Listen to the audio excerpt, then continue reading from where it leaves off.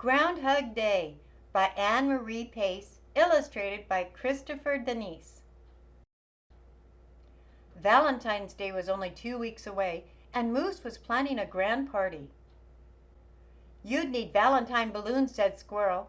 "And valentine cards," said Bunny. "And don't forget the valentine hugs," pointed out Porcupine.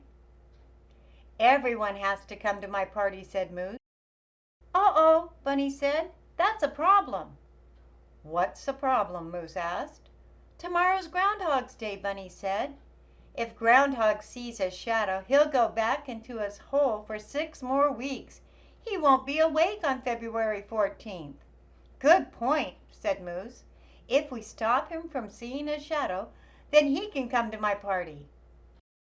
"I've got it," said Squirrel. "I'll sneak into his hole and change his calendar so he won't know it's February 2nd. "Your chattering will wake him up," said Porcupine. "I'll blindfold him when he comes out."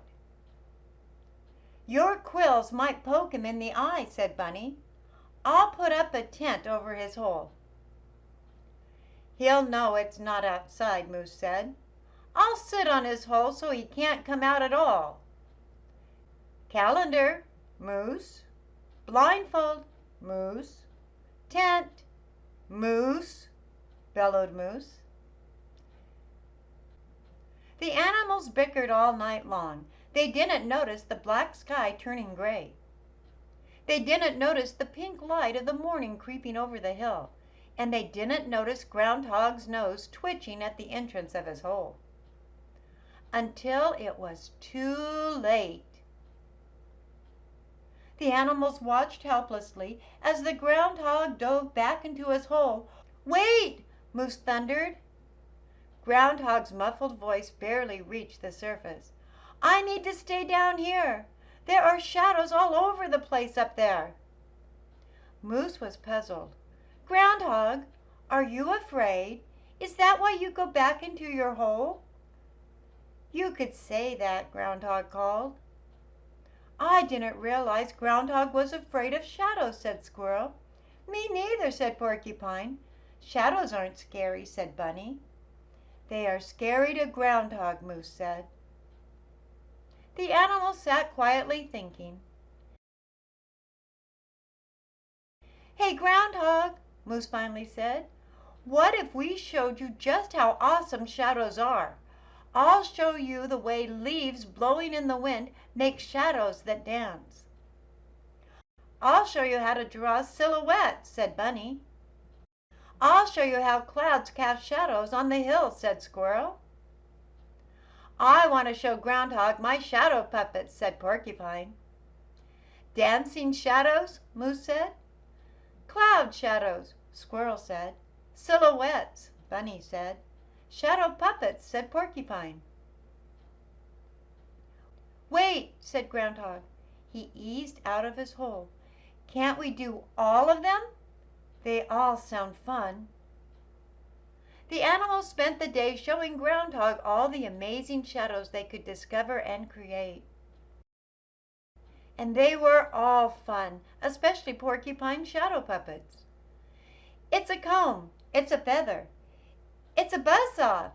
It's sunshine." Finally, late that night, "What a wonderful day," Groundhog said. "But I really do have to go back into my hole now." He shivered. 6 more weeks of winter, you know." "But you're not afraid of shadows anymore," Moose protested. "Now you don't have to miss my Valentine's Day party." "I'm not afraid," Groundhog said. "But it is cold up here."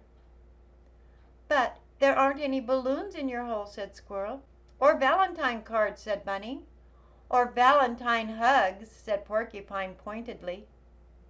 "Nope, but my hole is warm," said Groundhog. He looked at his disappointed friends.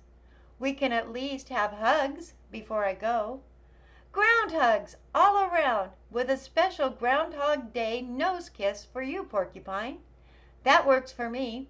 Happy Groundhog Day," said Porcupine. 6 weeks later, Groundhog emerged from his den just in time to don a green hat. "Let's have a St. Patrick's Day party," he hollered. We're all here." "All but Bunny," Squirrel reminded Groundhog. "Where's Bunny?" Groundhog asked. "Oh, you know," Bunny Moose said. "He's always holed up this time of year."